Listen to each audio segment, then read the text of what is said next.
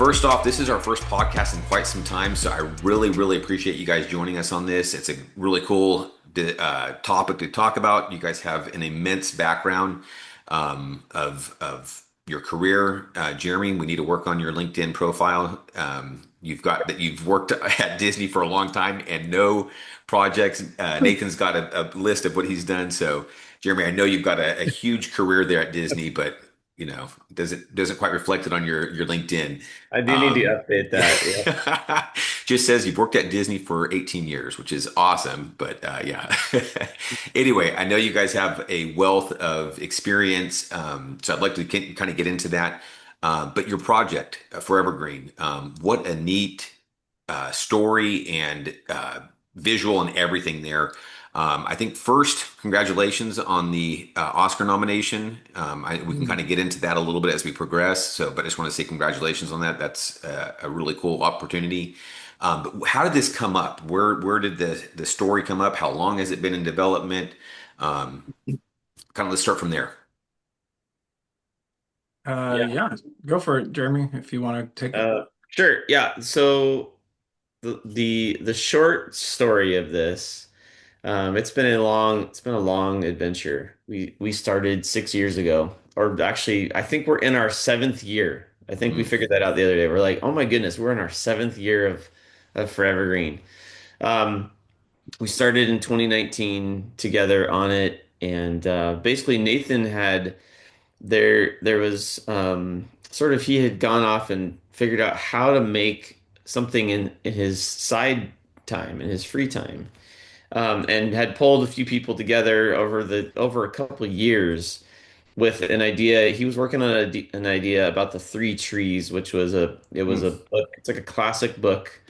And he was trying to see if there was a short film story in that, and it was a pretty difficult thing to kind of pace it out in a way that could convey the right things. But the ideas behind it, um, it's about a character who, um, you know, sort of there's three trees. They all have like these aspirations, these things that they want to do. It's kind of about them, and they're kind of humbled to realize that it's about something else. mhm. It's about what Jesus Christ, is sort of the center of that story. Right. And so Really with cool book, by Nathan the and way.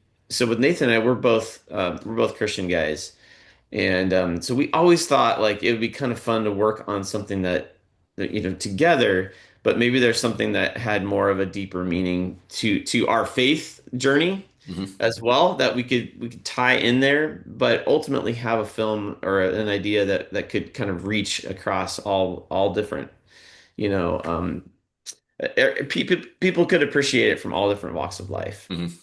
And so that story was, I think Nathan was kind of scratching at that, trying to figure out how to do that. And just, with story stuff, it's just like you kind of get stuck sometimes, and you need something to kind of shake you loose from, maybe you kind of get used to an idea or whatever it was. And he had brought me along with that, and I chimed in a few different times over I think it was 2 or 3 years that he had already been working on that in his free time. And eventually one day, we kind of had this lunch together. I had just come back from having our last child, and he was a newborn little baby. I had a month off, but I had a month of just really time to really reflect and think and kind of go, it would be nice to do something new on for my side of it, to just try something new too, in addition to storyboarding, which is what I do at Disney all these 18 years on all these zero projects that I've worked on. um but just kidding. It became a discussion, sort of like, oh, wouldn't that be cool? And he goes, hey, what if you directed this short with me, and you could, try put on the director's hat, and we could do it together. We could kind of iron out like how to figure out, how do we do this, and then hopefully we can make more things, or we could be better at our craft. And it was this kind of like door that opened out of nowhere. So this is just my personal side of this, is like I just saw it as like Oh my goodness. Like, yeah, I would love to work with Nathan. We have a similar aspiration here. And so I went off for a couple weeks just on my own. I said, Nathan, I'll come back and I'll try to work on this idea and then I'll pitch you some new things.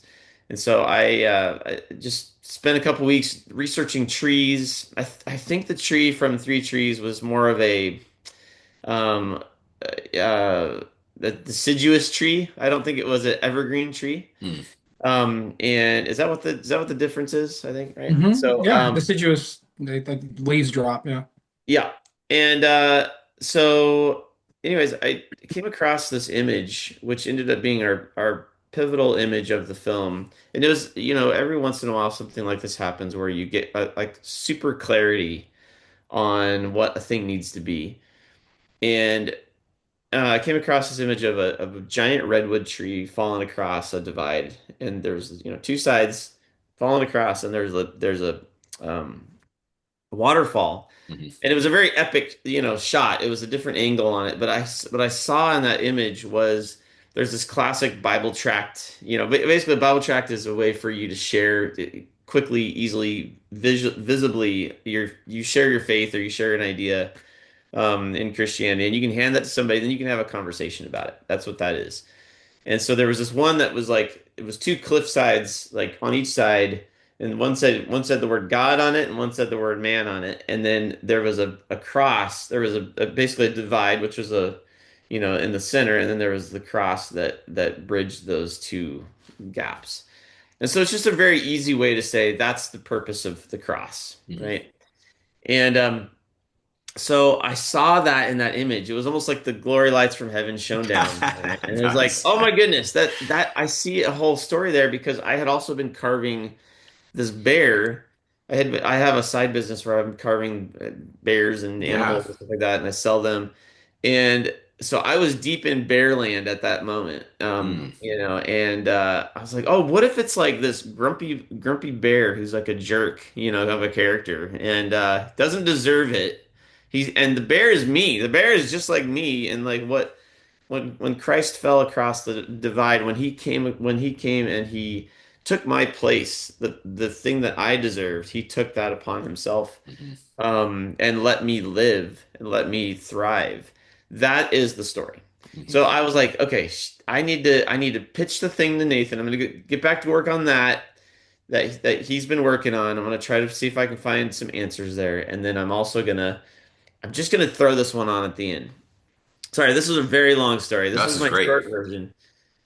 This might be the longest version that I've ever told, Nathan. Maybe it's because we're out of practice a little bit after a week. Anyways, so I get excited though because it's like when you find something that you're like, I think there's something here that could be Uh-huh. really good, to tackle. And so I went down to his office the day before I was going to pitch this stuff, and I was just checking in with him or something, and he wasn't there. But I looked down on his desk, and on his desk, he had drawn two sides of cliff sides with God and man written on each of them and a Mm. cross in between. Oh, that's great. And it was just scribbly. It's a scribbly little drawing, and I was like, what in the world? And a friend in the office, Ryan Hobby Brunken used to be his which you guys might know Ryan from the past as well, I think, but uh I looked over at him and I'm like, dude, this is crazy. I was like, I just drew this drawing up in my office right now. Like, this is crazy. And Ryan's like, okay, that's cool. And so being a bit of you learn how to be a showman when you're pitching scenes and stuff. So I Mhm. was like, I'm gonna save this information because I think I'm gonna use this. I know that Nathan's drawn it. I have no idea why. But so the next day I go to pitch him. I pitch him the first idea. He's like, okay, interesting. And but I'm really saving it for the second thing. I'm like, okay, let me show you this other one though. Just give me a second here. And I pitch through it and I get to that image and he just jumps up and it was great. It was like, all right. No, he jumped up and he's like, oh my goodness. He's like, this is crazy. He's like, you got to come down to my office and you got to see this. I have this on my desk. And I was like, dude, I know. I said I saw it yesterday. And he's like, what? And I'm like, yes. And he goes, no, no, Jeremy. He's like, you have no idea why I drew that. He goes, I was having a conversation with a coworker, and we were just talking about like he was talking about his faith journey, and this other coworker, I don't know where they were at completely, but it was kind of this communication, was getting a little bit off, and Nathan goes, I think the friend was like, well, why the cross? Why the cross? And Nathan goes, hold on a He's second. like, And wait on a he second. Yeah. drew that. Yeah, he drew that drawing and he goes, it's like this. And the friend goes, oh, it was just kind of this like, I think that's kind of how it went, right? But it was like this kind of like, oh, okay. I can at least see that. I can Hmm. see what Mhm. you're talking about. And Yeah, so, they were pretty animated. They were it was like, oh, it was like one of these yeah, like I get it. Mm. yeah. Like okay, like when you're trying to explain like why did Jesus have to come and die? Right. Like that seems it's a thing that maybe perplexes people as far Absolutely. as Yeah. like it's just an odd thing. It perplexed people 2000 years ago, right? Even his own disciples were like, "Wait, what? Why do you have to die?" Yeah. Um, and so when you show that God, man, the vertical line of the sin that divides us, Hmm. and separates us, and then that bridge, and it creates a cross, and it's sort of Right. this, it's the punchline of the whole drawing, Yeah. right? Yeah. And so yeah, he was very animated. And so when I saw Jeremy draw that or have that, I jumped up and I think you just had the bridge and I went in and scribbled the Yep. vertical line in Yep. the little drawing that he had for the actual cross thing. Yeah. And then it was funny because so I had been doing different iterations. I think when Jeremy came on, the three trees, it started as an adaptation and it had moved to like an original story, but it still had a woodsman. It had one tree instead of three trees. So it had already become its own story. Hmm. And then Jeremy, but the tree was the one who needed to learn something, versus this woodcutter who was more the Christ-like Hmm. character. And then Jeremy inverted that, and where it was this bear that needed to learn a thing, Gotcha. and then this picture. So what was interesting about that whole situation, though, zooming out and rewinding the tape back to my side of the story was during Three Trees, and as I was trying to cut my teeth in storytelling and figure out, I realized very quickly that the Three Trees was very similar to the Three Bears, and the audience started getting ahead of the story. Like you could sort Hmm. of figure out what the end is, and in a book form, it works great, right? You just turn the page and the punchline's there. Hmm. When you're expanding that out in a narrative, in a linear film narrative form, it people started guessing what the third tree was going to become, which becomes the cross. Right. And so, and that's never good when their audience is ahead of you. So I think paring it down to one tree and trying to figure out this other unique angle that would still have elements of being humbled, having aspirations, and then being used in a better way Right. than the original aspirations, which totally resonated with me. And so, how God uses broken vessels. A buddy of ours, S.D. Smith, who Hmm. wrote the Green Ember series and among Yes. other books, he's often has told me God draws straight lines with crooked sticks. And it's like just another way of saying, God can use even us who are broken. Right. And so, especially during the time, like there was a season of feeling very broken, Mm. and that broke me in return, seeing this story and being like, well, maybe God can use me, and that was really the spark that made me even want to tell a story. Gotcha. But over the course of trying to develop something, and as it was leading up to Jeremy coming on fully as another director, I started having concerns about Allegory, and I was looking at Lewis and Tolkien, and just like how they looked at things, what were their beliefs on even pointing to spiritual things. And again, maybe it was just a tender conscience that was just concerned about um, depictions of Christ Mhm. or even having God's word on fantasy, like which may sound silly to some people, but when you think it's God's inerrant, inspired word, Mhm. and you take that very seriously, where you go, I don't want it to be misconstrued, and like Right. suddenly the weight of what I was doing suddenly hit me Mm. as I don't want to accidentally do something that would maybe bring disrepute onto Christ's name, or with that saying, the Spider-Man thing, with great power comes great There responsibility, you right? go. Yeah. And Steve Jobs would say the most powerful person in the world is the storyteller. So it's like, I want so to do here it this is. well, right? You Yeah. what?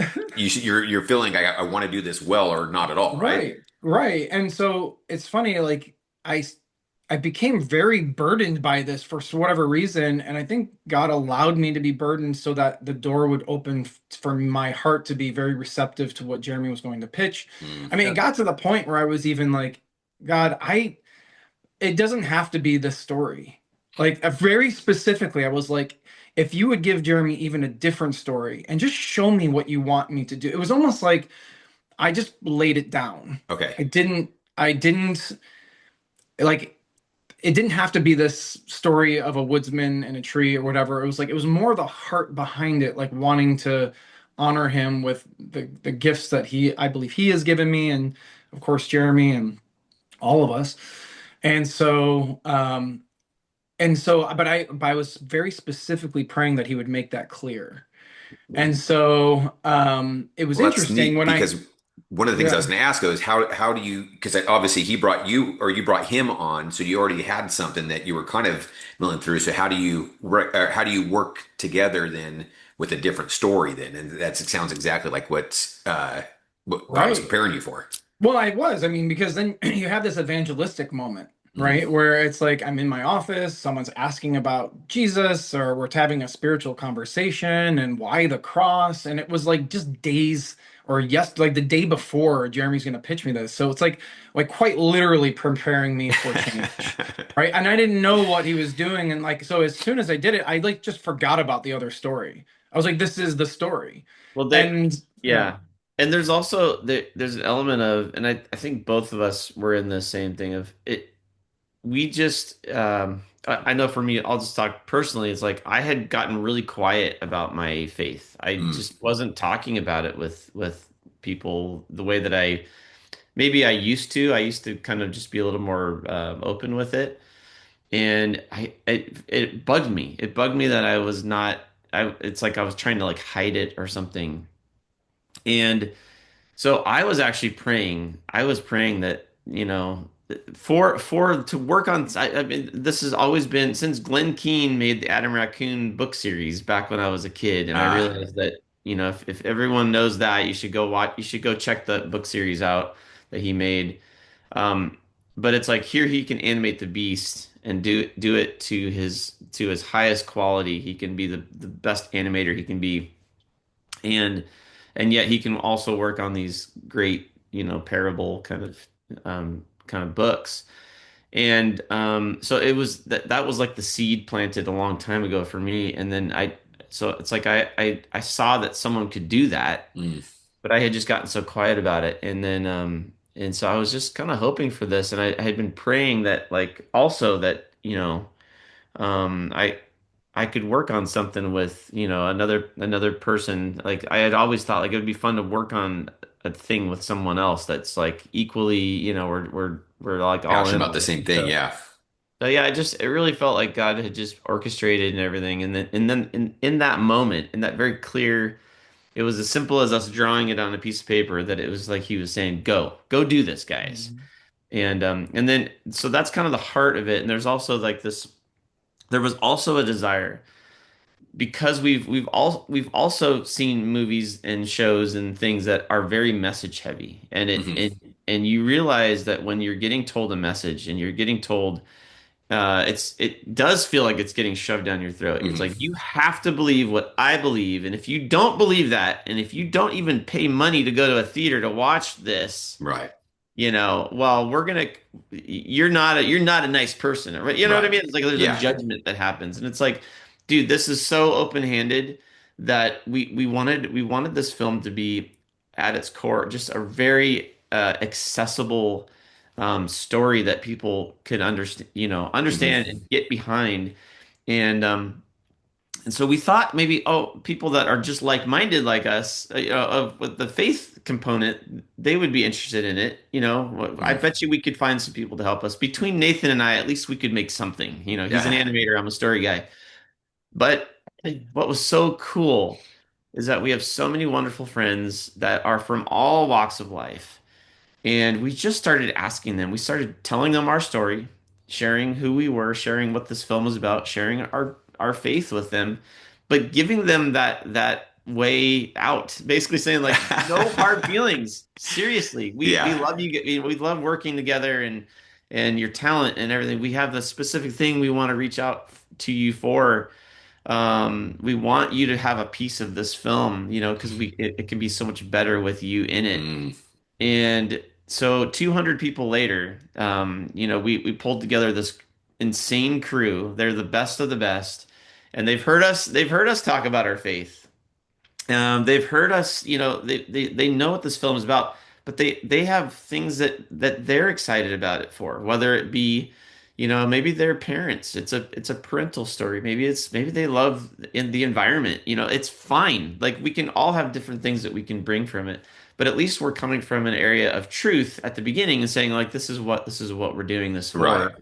But it's all good. We just want to make a great film that Mm. that can resonate with everybody. And you can spend so much time again messaging that you're only hitting the people that are already Right. agreeing with you. So Right. it's kind of like, well, what's the point, if the ears are closing off and you're looking the other way, it's like, well, you're not seeing it or hearing it. Right. Yeah. And I think Yeah.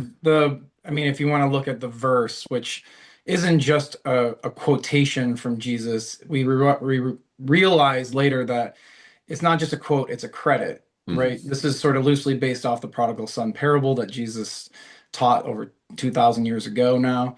And that parable isn't one for one what we did, but is very much inspired by that. So, but even in that quote, greater love has no one than this, and one laid down his life for his friends, Hmm. which Bagheera actually says to Baloo in his eulogy at the end of Ah, Jungle yes, Book. yes. That's And right. it's like, so it even has some Disney roots, but the I idea, love it. right? So it's kind of hard to argue with that statement, right? It's a As universal statement it's that a we can universal resonate statement, with. Yeah. right? And so I think that was another thing where, as we were making this film, it felt like tensions all around the world were only increasing. This is, we really were getting going in earnest during COVID, right? Yep. We kind of had our story bearings and everything else right before COVID happened, and and then, but since COVID until now,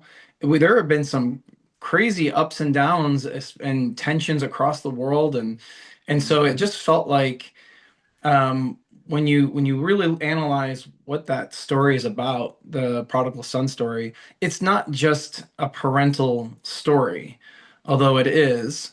It is about someone considering another person their enemy, and that person who was considered an enemy then extends grace Hmm. to, so the father who the son asked for his early inheritance, which Yeah. was the equivalent of saying, I wish you were dead, because that was the Right. only time that you got your inheritance. So basically, Dad, I wish you were dead. Give me my money. And he squanders it on loose living, the Bible says. I think we can all imagine what that is. And then becomes a great famine hits the land. He's finding himself in the pig pen eating inedible pig pods. And he's like, what am I doing? My father has so many servants, and I mean, maybe I could be a servant in his, property or what, just so he starts, practicing his I'm sorry speech as he's going home, not knowing that the father has been straining day after day, looking in the Looking. horizon, waiting for his son to return. Yes. And then when he sees him, he celebrates and he embraces him. I mean, the son can't even get his "I'm sorry" speech out, right? It's like he Hmm. puts the ring on, which was the signet ring, was like the family credit card and property. You are part of the family. You seal things with that puppy, and sandals on your feet, which were reserved for the family. Like it was a full restoration. In other He words, was it dead wasn't and now like he's alive again. fine, go over Yep. there, you'll be the servant, whatever. It was like complete and full restoration, which really is a picture of what God does Undeserved. and undeserved, right? It's grace. And it's a picture of God's what he did with his son Right. and saving us, that there is full restoration Hmm. as if we had lived a perfect life. Right. And that story, just breaks our hearts, as like just because it is undeserving.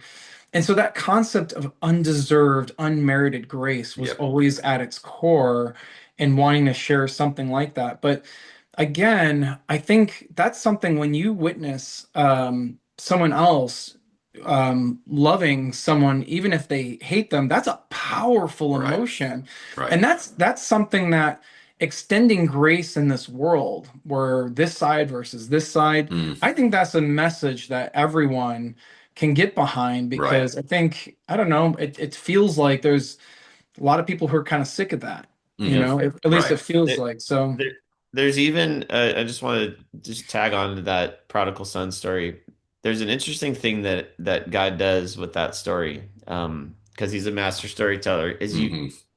there's a very relatable character in that story that I think, oh man, there's actually a really juicy tale with that character, and that character is it's the guy's brother. His brother. That's The actually what guy's the parable brother does aims does everything towards. right, and he's not asked for his father, to give him his inheritance, and he's been diligent, and so I identify with that guy a Hmm. lot. Like, and two, I identify with the prodigal, of course, but I also identify with that guy. I'm like, and what he basically says to his father is like, "What are you doing? This isn't right." Right. And what we've seen actually with this film is we've gotten a tremendous amount of feedback and comments, and we can't read them all. There's so many of them. It's wonderful, but we've been tracking with, just trying to see like what's the temperature? How are people receiving this? And we've seen several times where they go, that bear doesn't deserve this. And they're actually and we worked really hard to try to, because we knew that, right? But we tried to make the bear at least have that when he crushes the little sprig that they've been growing together. Hmm. That is the moment that you're just like, there's disgust. You're just like, that is something I would never do. Oh, that is awful. That is an awful character. And then they go off, but we do try to lighten them up a little bit in the campsite, and then ultimately at the end, he's the one who makes the choice to, I'm going to actually plant a new one of these trees. And so it's a way to show that his heart has changed. Mm. And but it's so great when I love the simplicity of, you create a thing that someone can watch, or a visual that someone can look at, and a conversation can easily, just like that, it can be made off of it. And what's so cool is that off of that one question of like, that one reaction of like, that bear does not deserve that, you could actually take that and you could go, you know what, you're right. Yeah, that's exactly You're it. absolutely right. That is why this film exists. I mean, that is the reason we made the film. And so to me, it might have been meant as kind of like a, you guys screwed that up, I didn't feel the way I should have felt. Well, it's like, no, that's why we made it, so that you would feel that way. And hopefully we're not too distracting, but that is the power of storytelling. And again, that brother, God, he could have left that detail out, Hmm. but he kept it in because it is great to see the other side of that as Yep. well. mhm. I identify Absolutely. with that. Well, So, we either skew prodigal or self-righteous, right? That's I think right. That's that, and I exactly right. think, the brother who was, yep. I mean, meant to represent the Pharisees and scribes, Hmm. And he said, he's like, I've never done that, and you never slaughtered the fattened calf for me, which is like this bountiful feast. You never given me that. And I've been here the whole time with you. And like the argumentation is sound. Right. And you're like, yeah, why, what's going on? And his father's like, your brother was lost and now he's found. And Right. that was the reason for the Yeah. celebration. Yeah. And he's like, you've always been with me. He's like, everything I have is already yours. Hmm. Right. And that's actually kind of the situation with the bear at the beginning. He already had all the things. Just did Right. not realize it. Yeah. Or wanted Right. something different. Yeah. Right. It's like if that one bear cub, there was another bear cub, that that brother bear cub There you who go. stayed on the one side, right? It would have been the other brother. But Forevergreen 2, right? No. yeah, right. Yeah, he's been hiding this whole time. He's been hiding, yeah. He's been hiding. But it's to what Jeremy was saying. It is the power of storytelling and an opportunity to be able to have a great conversation where it's like, let's talk about why none of us deserve it. Right. Right. And that is why we made it. And in so doing, I felt like our hearts opened up to, gosh, this feels like the tip of the iceberg of Hmm. things you Yeah. could say. Hmm. Yep. I feel like we struck this balance, and it was not of our own ingenuity. I mean, we tried our best, but I really believe that, as you heard earlier, that God placed the story on our hearts and guided it the whole way. So really, He gets the glory.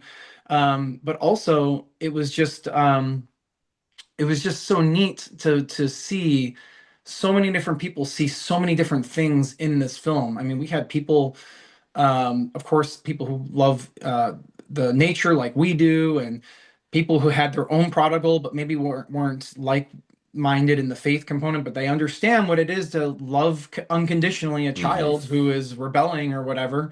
Yep. And we even had another gal who, was struggling with her identity and family as a adopted. Hmm.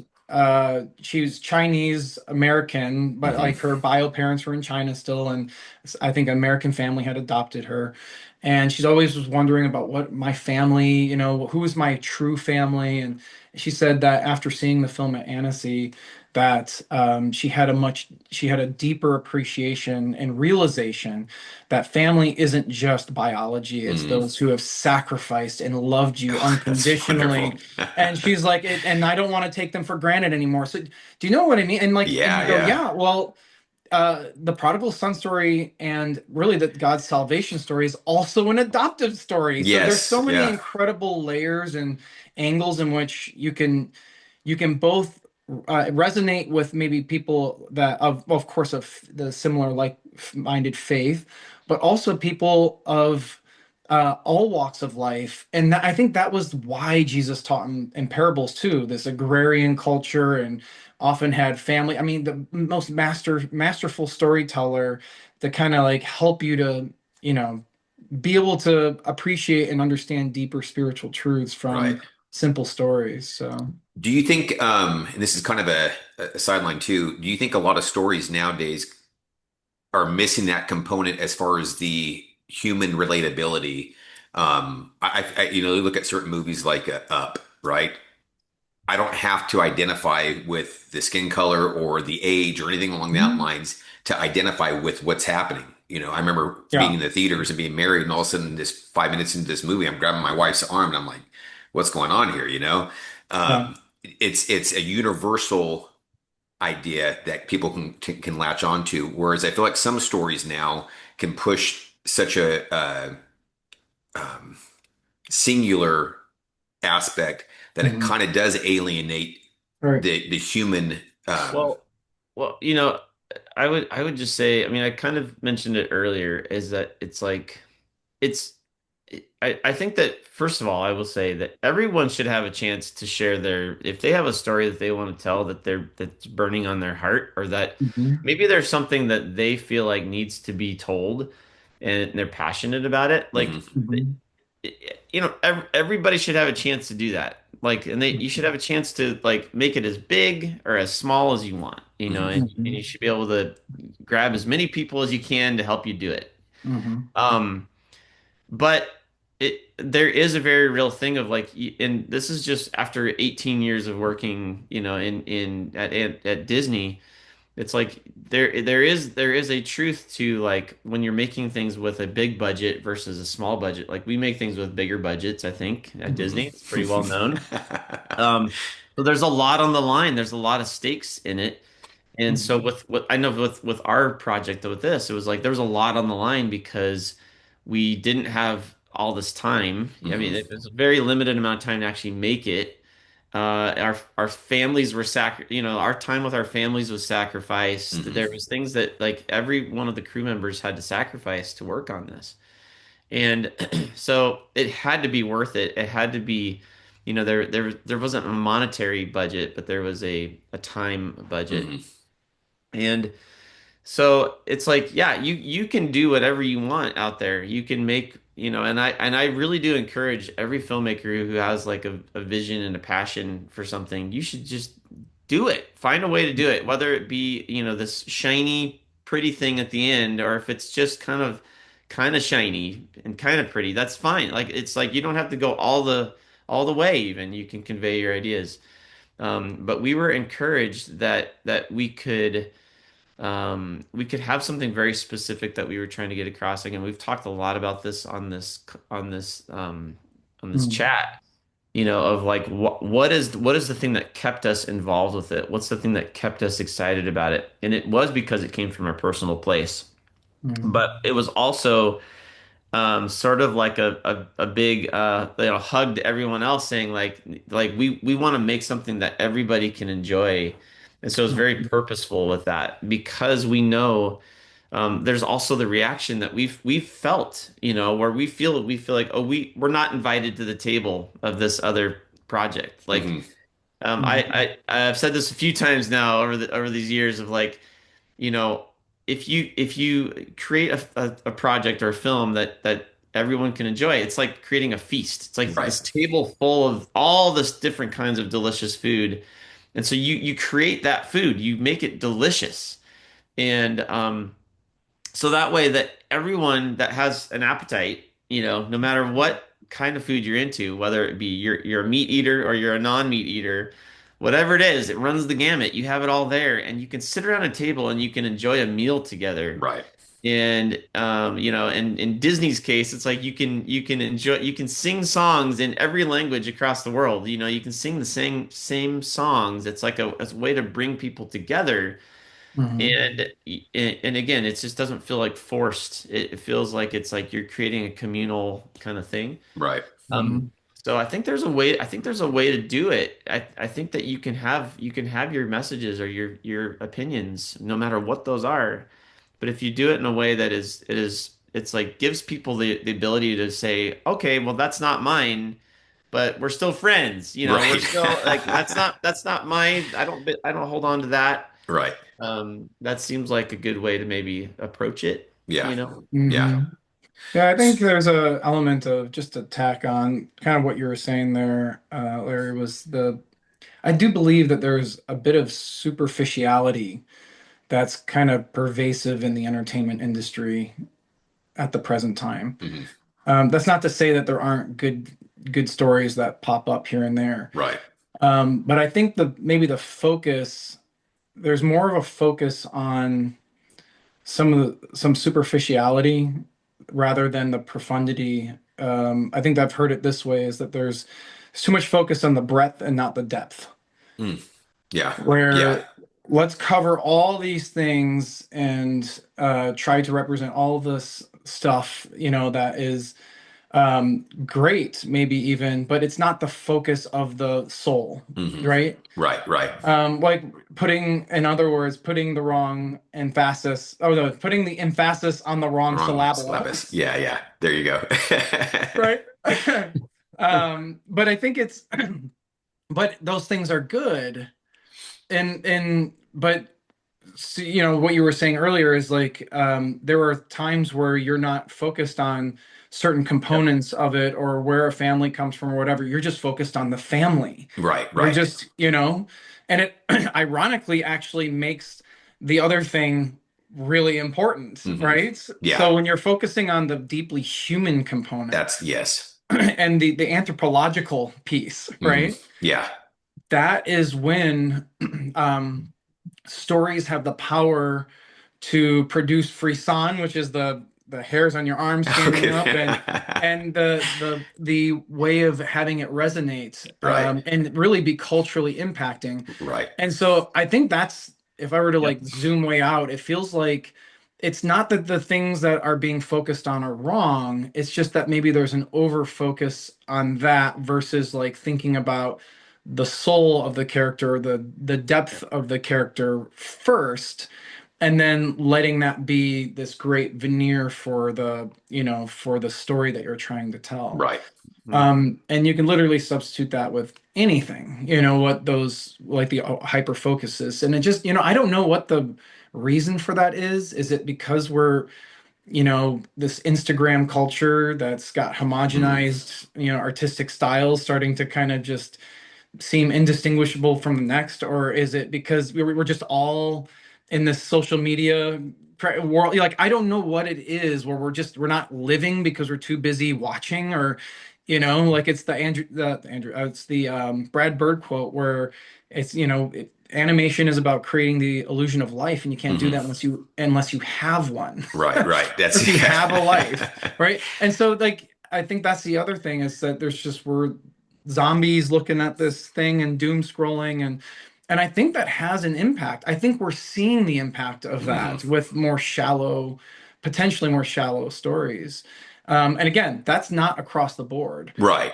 I think that when you see these gems of a story that pop up and everyone run toward them because they're Yeah. they're entertaining, and they've got humanity in there, and they've got and they've got that unique perspective, or maybe a diverse viewpoint, that's really cool. That's like, Mhm. oh wow, that's awesome that all has that, and it makes it relatable, and and it, yeah. So I think there's probably something there, but I don't know.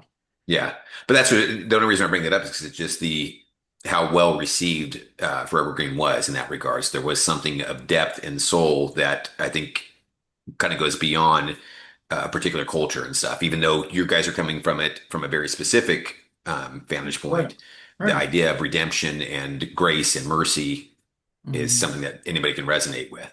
Yeah. Well, So, and the last thing I'll say is what's interesting is that because the film doesn't, it's not explicitly, there's not like, it's like not like Bible lesson time or anything like mhm. that. Like, so let's sit down and let's have Bible lesson. Um, there is a Bible verse at the very, very end of it, which Yeah, I'm sure can be jarring for some people, but I think that for the most part, it's a story that you can watch. Mhm. Well, then it becomes something that you can have a conversation. that's It what it always goes sounds back to the like. Yeah. conversation. So no matter what, like we've been so excited to be able to just get up in front of people, just like we're doing right now, and just whenever we have a chance to share about the heart behind it. Mhm. And that's always our first question is like, why did you guys make this? And it's like I'm just saying, like to point back to if you have something you want to say, go say it. Make the art, make it as great as you possibly can. And hopefully someone will then watch it and then they'll ask you that same question. Why did Right. you make it? And then you have a chance to share about, I mean, that's just a great way to bring people in, but and you're creating something hopefully that taps into the you're saying with up, it's like finding those like things that are like a universal, like everyone gets it. Try to find things like that. Mhm. And it's not easy, but I think the best films are ones that do that, that can connect with a really, really big audience. Mhm. Yeah. Yeah, So it's let me. funny. I remember them saying at Pixar, like, that was a hard film to market because you've got an Yep. elderly man Mm, and this young little boy. like Boy Scout, and it's like that on its surface, and the pitch could be even creepy a little bit, but it's like, oh my goodness, when you watch it, it's not a love letter to the elderly community. Although when I watch that, I really empathize, and you know what I mean? Like, it Mhm. wasn't the focus of the story. Right. Yeah. The focus of the story was the heart and the humanity and dealing with grief, and like all these very human universal truths. Mhm. But Yep. then, when after you're impacted and your heart is changed and you feel something for these characters, you also love who they are, Right, right. And so you have to do a better job of when you relate to the human piece of it Yeah. to actually enjoy those that specific person and where they're coming from, because I can now, it's the doorway of relatability, is that we're both humans, we both feel the same things, and that doorway of empathy, I think, can be wide open. So Yeah. Let me ask you this. So, since we're on that same kind of topic here, how did you, Nathan, being an animator for this many years, leading teams, and Jeremy, 18 years in the story, how did you guys bring your unique talents together to develop this? Because one of the things Mhm. as an animator myself is I start visualizing how this kind of should look here, but I'm not Mhm. great at a big picture. Whereas I'm sure, Jeremy, you probably are going to be more on that. What unique talents from your guys' backgrounds did you bring together, and how did that play out in Forevergreen? Yeah, I'll start off just with the wood carving aspect of it. Mm, I mentioned this earlier. The production design of the film, that is an aspect that I was able to kind of bring. I mean, Nathan and I both wore a lot of different hats on this film, hmm which was really actually quite exciting, and it was really fun for me to see Nathan work. He wears so many hats. Like the guy is like I'm so impressed by how he just gets in there and learns new crafts all the time, to get this thing done. But no, it's like both of us had to do that. And I wore the production designer hat, and which I've never done that role before, and it was not.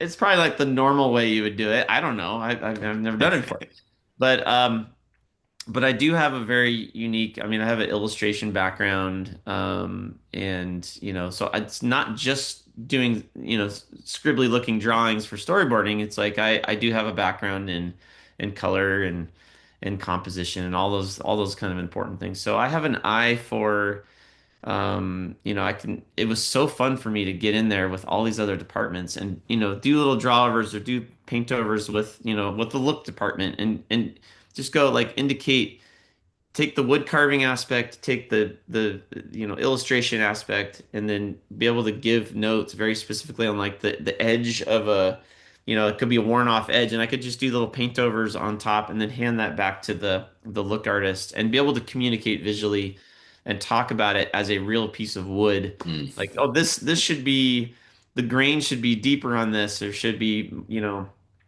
more shallow on this or more carved in marks and then I actually I could make a wood carving to kind of show that we could rotate it around and light it and stuff like that. That's awesome. So that was very fun for me to be able to exercise that and bring that into the tape, to this conversation. And it was early on that there was this, and then I'll let Nathan take this. Is there was a bear wood carving that I had brought in of this like snarling face of this bear that I was working on for a potential project with my side business. And I showed it to him, and he's like, his eyes went, oh, like he gets like when he zones in on something, I could tell there's a spark there of like he had an idea of how he could bring this thing to life, and it was a even more simplified shape language than the bear that I had just kind of done. And anyway, so he kind of saw that last one, and he's like, "Can I borrow that?" So and with that, I'll pass it on to Nathan. But Yeah, I think one of the overly simplified ways of thinking about it is, as an animator, Larry, this will resonate, is that we bring inanimate things to life, Mhm. right? And so I think that all Jeremy's drawings and sculptures are so expressive, like they do have a life in them. But I think to be able to move and then perform and all these other things, it's like that's what we do for our everyday jobs, Mhm.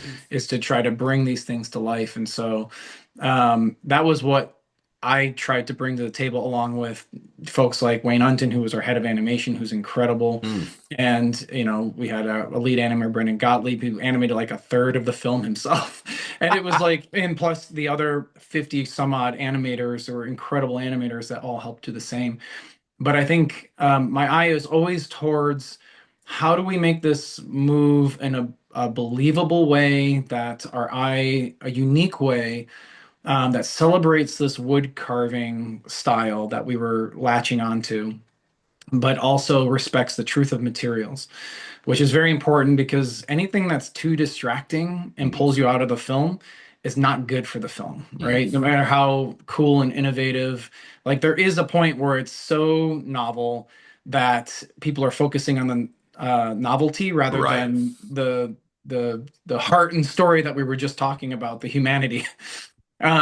So there was always this delicate balance that we were trying to play. But when I saw that little sculpture, I did indeed spark and had the idea of, gosh, replacement animation for this would be amazing. Like if Jeremy were to carve, like I just imagine that little bear like roaring or something, and I was like, oh, I could easily like mock that up. And so, but taking a page from stop motion replacement animation, things like Arden where they swap out mouths or sometimes entire faces, you've seen these behind the scenes on, Nightmare Before Christmas or things that Leica and Will Vinton did. And all these, I mean, that I wanted to be a stop motion animator too. So this was sort of a love letter for me to stop motion. That's a whole And nother so, magic level. I love it. yeah, yeah. So I was so excited about that, and I ended up modeling all these different expressions of like basically the animation. What would the keys be? But they were separate models, and I would duplicate it off, and then I would rough up and kind of get the like thinking. Well, you probably wouldn't carve the exact same carving twice. Maybe he'd take shave off a little too much here, or Ah. the nose would be a little bigger. So you get these imperfections just from the human error, of that. So I was actually kind of building that in for kind of a unique. It'd be the equivalent of 2D edge boil, but it would be like the silhouette boil So you're modeling of this in like a ZBrush or something? just in Maya. Maya? Yeah, and then what Animator I and ended up modeler, huh? doing, what's that? I said animator and sculptor, modeler. Right? That's crazy. And I even added, I found this texture on a coffee bag in our at Disney. I was like, oh, that actually is kind of a cool, neat herringbone kind of. It almost looks like pine needles or something. But it was like a Christmas thing, and I ended up projecting some textures on each one, but each one was a little different. So the idea of the internal textural boil as well, those were kind of the two things. Mm. I mean, if you were to boil down our style, it was three things actually. It was the variable frame rate stuff that had we would actually add imperfections in different scales of like the head and the hands Ah. and the jaw, like intentionally. We would even, as if you were to kind of take the sculpture away in practical stop motion, Ah, in a interesting. replacement, we actually had a way for like the the top node of the whole character that you'd be able to actually give some sort of variation like this, like Little small jit, yeah. things, right? Just because you didn't place it down perfectly for the next frame of animation. Right, right. And then it was the internal silhouette, sorry, the internal textural boil, and then the external silhouette geometric boil. So those were like kind of the three legs of the tripod that like the visual style hung on. And the reason why we did that is like CG is so easy and bendy and like you didn't want to see wooden textures bend because that Ah. in our minds would not be true to material and it would be distracting. Like, why is that wood bending? That's weird. Like you start thinking about the mechanics of like how could wood do that? And that's where, but Mhm. if you actually did like you had like a fully clean slate and you could make any wood carving the next shape, like you can be as expressive and squashy and stretchy as you wanted to because it's a wood carving, right? Right. You can just carve that squash straight shape and carve that stretch shape. So that was our way of justifying how to be able to do all the things that we want to do in animation and still have it feel like wood. That's awesome. And so so that's what I had done, but I did it in a way as this one prototype, and then we had an incredible look artist. Well, there was Colin Eckert who led the look team, which is our textures. We call it textures. Um, and then Rich Fallett was a guy that I had gone to school with and knew for many years in college. And he ended up doing the texture system, the Mm. stop motion texture system, and it was very innovative, and he like broke some new ground, and it That's was really great. incredible like how he actually productized it. So I was able to show him the prototype, and what I ended up doing, what the original idea was that it would be rigless, and it would just be all sculpts and like PSD driven, Ah, so that you would move a control and it would just fire the next shape automatically for you. gotcha. So I actually had, I don't even think we've ever shown that, but I actually even did a version where you would move the foot, the IK leg around, and it would actually fire different parts of the body and like new geometric changes. It really just Gotcha. be like oscillating the PSDs for Okay, you. gotcha. But I did a very simple one where it was a jaw open, and I connected the jaw, and I basically had a little set driven key that was like, as I get to this position, swap to the next sculpture. Uh-huh. Then when I get to this position, squat. So when I actually opened the control, it actually looked like I was opening and closing the bear's The, mouth. And but then it was also changing the texture, and it was changing the geometry. And then I did like an animation test with it, and it was so cool being able to see like you see this variable frame rates like Spider-Verse or whatever that are really neat.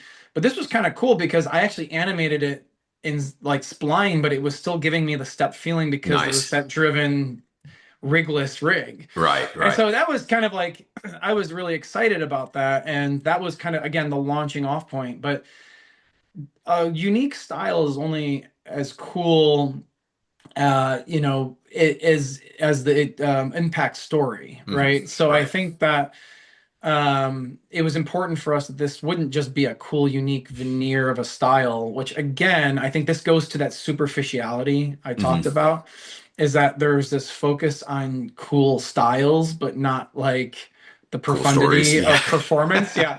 Because it has to come from the narrative. It has to Hmm. come from the story. And so the last Well, thing I would say about that oh is yeah. just that it became the heartbeat of the character. These are the only two characters that oscillated. It was a Mm. way of us focusing on those two characters. And so that when the tree died in what we called the Death Valley scene, um, you would actually feel after 10 other minutes of watching this tree kind of oscillate and almost breathe Mm. with this kind of textural component to be dead as a doornail and not moving. And you see the bear in contrast, to the tree not moving. It would subtly impact you. Gotcha. Same thing with, we had this thought early on that this could almost in a way have a sort of Genesis 1 parallel where in the book of Genesis in the Torah, it was the first book of the Bible. It says that God made a man in his own image. And Hmm. so in sort of this allegorical way, we thought it would be so neat if the bear, since it had a spiritual backbone and spine, the story, that we wanted it to look like the tree. I mean, the bear could have been carved from the tree in that Genesis 1 sort of Gotcha. way.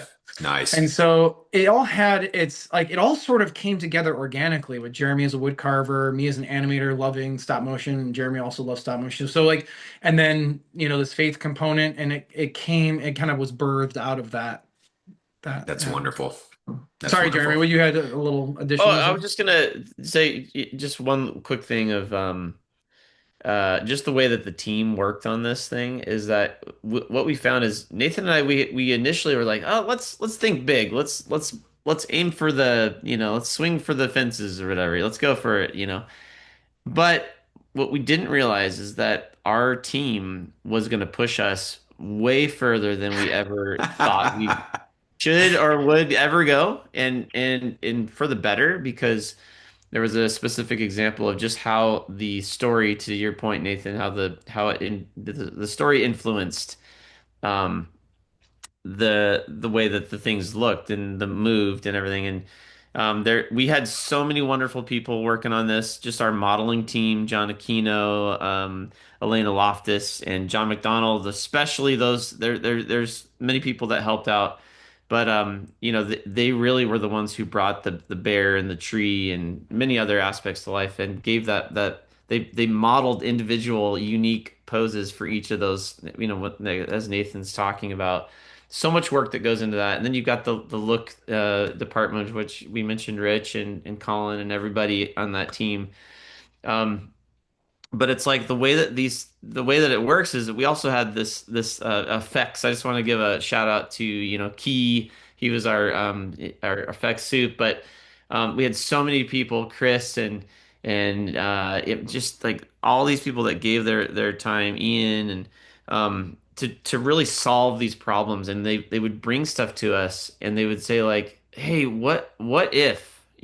What if we actually did this? And there was a specific person who was, his name is Dan Lund, good friend of ours over the years. He's a effects, more hand drawn effects. Anything you've seen over these last years has got his touch on it for sure. That's in the hand drawn sphere, but also does CG. Um, he came to us and he goes, hey guys, I love the project. I want to work on with you. I want to help. And here's what I think I could help with. And he basically just gave us, uh, and it was one image. It might have been multiple images, but there's one in particular that just had a bunch of images on it of the waterfall. And he was talking Mm. about how what if the waterfall was actually made out of wood? And we were struggling to kind of make that decision, and he just made it for us, which was so great because he proved it out. He showed it to us, and and then we just ran with it, and the entire team jumped on it. And Mhm. there's a shot with the waterfall when the bear's going down and traversing to the other side, and it's literally just I think three or four shots in there where you see the majesty of the wood and Hmm. water flowing, and The wood it carvings are kind of literally. coming up like that, right? Like it's Oh the water yeah. So spray. I loved it. Yeah. Mhm. so there's like one there's Hendrik, he did the just those curls. That was Mm. his component, and we used those and sprinkled those around, and then he adapted those into certain area. I mean, there was all these people that jumped in and figured out how to make that actually work. And then we had like Wayne Unton did an animation test one day of just how the water could flow and the curls just spinning like this. And there's just things like that once you see it, you go, oh, it has to be that. And it felt like Mhm. it not only had to be that way because it could look cool, but that it was story wise, it made sense. Hmm. That if the entire world it represents kind of like before everything is good, everything's like, wonderful, and it's like that's like handcrafted, but it's like natural organic material. And then everything that is basically like you shouldn't touch that. That's made of it's another kind of material. It's sort of it's man-made as well, but it's manufactured. It's Mm. like it's false. So all the trash items, for instance, are made of vacuum formed plastic. And it's Ah, like, again, the environmental thing, it's not that we're saying we should never have plastic. It was more of, or we should never have, I mean, trash is a byproduct of everything. We right. get that. But it was more of like the statement of that it's not good for the bear. And bears love trash in the real world. They do. So it's like it just felt like, okay, how do we show that in a way? It can't be wood because if it was wood, it would look like the good stuff. Right? Right, And the right. pine cone represents that's like he gets that stuck in his mouth and he's like, yuck. And it's the juxtaposition of that mixed with all the trash that he's sitting on. So I just wanted I to share that with you. There's just so many cool things like that happened on this Mhm. film with just people pushing further, you Mhm. know.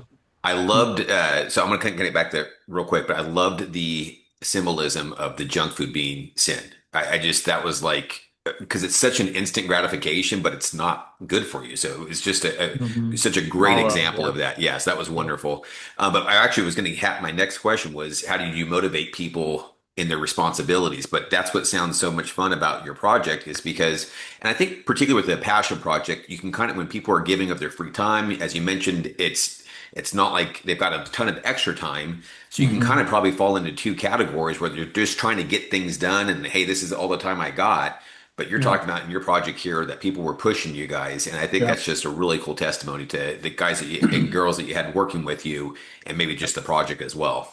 Yep. Yeah, I think the thing with that was we tried very hard at the beginning to our producers, Steph Gortz and Jennifer Gander Sackheim, they both were really instrumental in helping to divvy the tasks up in a digestible way that was both wasn't overwhelming for an artist. It's why we have 200 volunteers. Everyone Mm, kind of, picked up a corner of a table and lifted, with two fingers.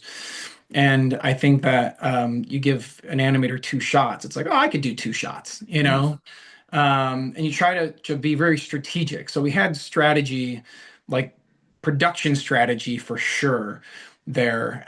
But then there was the generosity component of all of the incredible volunteers who kept us um, kept our story honest in the look and the textures and just made it consistent, right? It's like, well, mm, if you're saying that, then we really need to make the waterfall wooden, mm. And it's like, and that's where it's like the story starts telling you what the film wants to be, but it's also your crew that's telling you. That's kind of it becomes this really cool organic thing where it does kind of start writing itself, and with the input from other incredible artists, um, and then and so the what was ironic about that is that you would think that that would make it did make it more challenging, and you would think it would make it more difficult to finish. But actually, when you give a challenge to an artist, it turns out that it sets them on fire, like their imagination on fire, Mm. and their inspiration goes up, and it actually becomes the source of being able to turn on their computer again in the evenings There you go. after a long day of work. And so it's like because and Yep. then it actually starts to make sense for us, like as this kind of kept happening, we're like, this is so crazy that people would actually be doing this.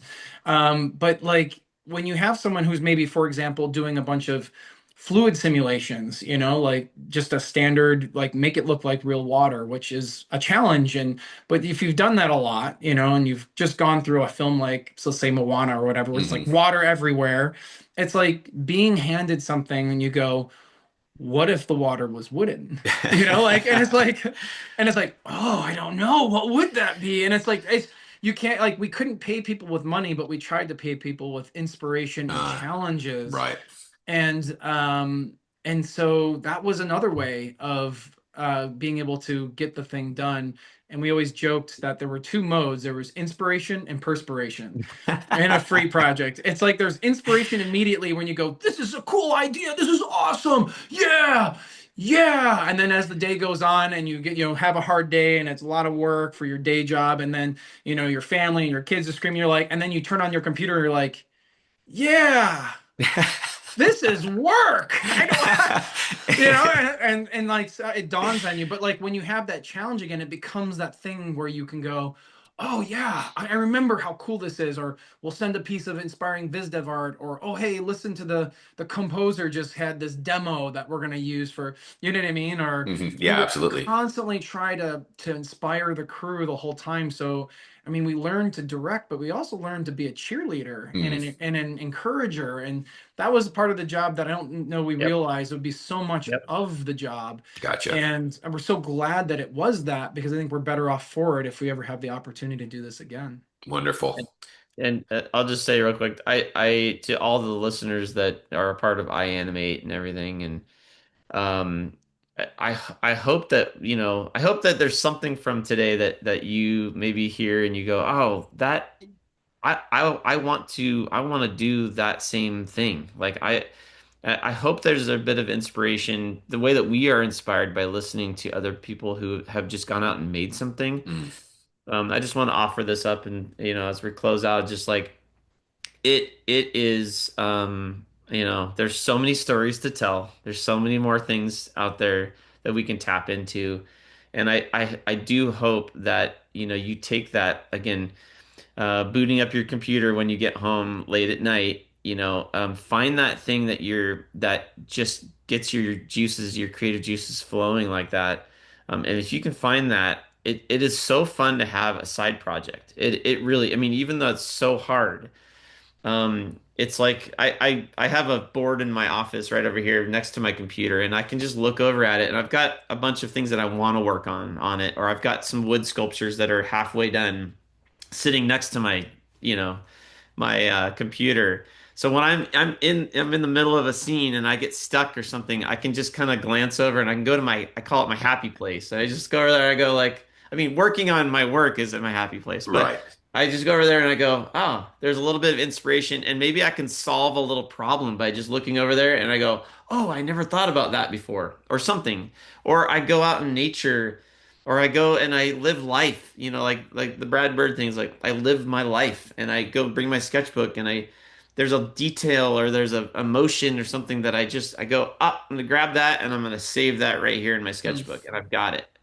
Like that's if you can do that, and you can find that thing that you feel like needs to be made and needs to be shown to the world, it is really fun. So I hopefully I this is encouraging and there's some inspiration that comes from this conversation again because we didn't get into it thinking that this would become what it was. We Yeah. hoped that it would, but it's only by just one, it's like one problem we solved after another and people coming in to help us solve problems and just eventually then you're just solving the small little details and it becomes really fun at the very end of just how do you really just dial it, you know? That's So all those fantastic. things, hopefully.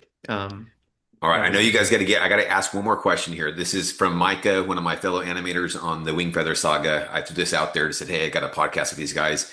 Anybody got a question?" So she said, "I'd love to know what their trickiest shot was to get right without dialogue and all." So it was one of the trickiest shots to get right. I mentioned Brendan Gottlieb before. He had a couple shots that were, just technically challenging. Tree, bear sliding down, picking the tree, picking up, jumping behind the tree. Like he's not afraid of complexity. But I think there were a couple of emotional moments that were really, really critical to get right. And it's not that it was tricky per se. It was just that there was more focus on making sure that it was right.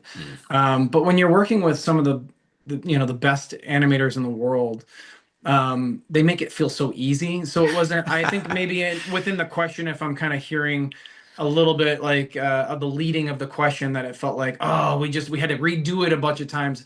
It wasn't anything like that. It was just that there was the moment where the bear basically repents and is feels sorry after he sees the tree take on that flame, and he kind of dawns on him what's happened, that he's the source of this, why this is all happening. And he looks down in his trash and he gets angry and at that, or and ditches that and then reaches up to be saved.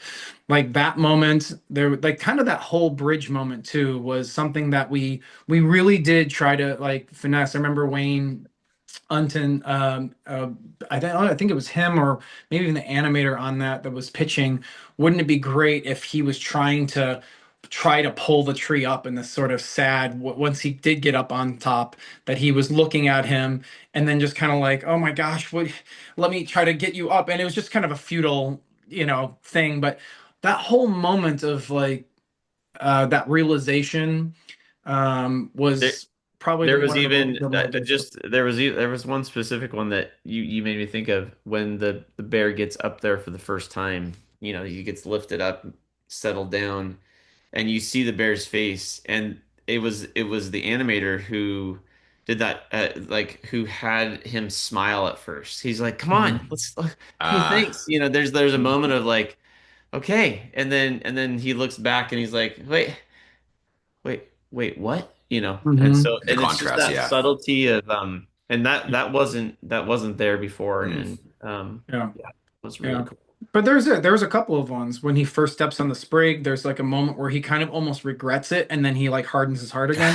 Like It's great. I mean, there was, I mean, for being such a simple style, that was the whole style in general, I would say, is very challenging. If anyone's ever done things with variable frame rates, you know that it actually becomes in some ways harder than animation on ones or Yeah, splined out animation, because you really have to make those poses even more clear, more graphic, more pushed or whatever, just to make sure that you're selling that right. emotion. And when you actually look at those, there's not many poses.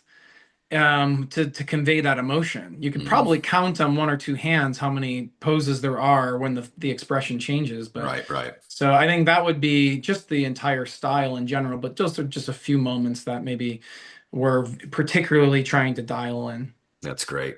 Well, guys, I took you a little past what we kind of agreed upon, so I just really appreciate the time that you guys have given. It's been really neat to see the aftermath, I guess I would say, of the project and just your guys' ability to come on stuff like this, or you mentioned Annecy, and so I look forward to hearing of more great questions and conversations that you guys have had. But really, thank you so much for your time on this. Oh, it's our pleasure. Thank Awesome, you. guys. Good to see you, Larry. You too. Thank you, All Larry. right, guys. Well, thanks again, and you guys take care. All right.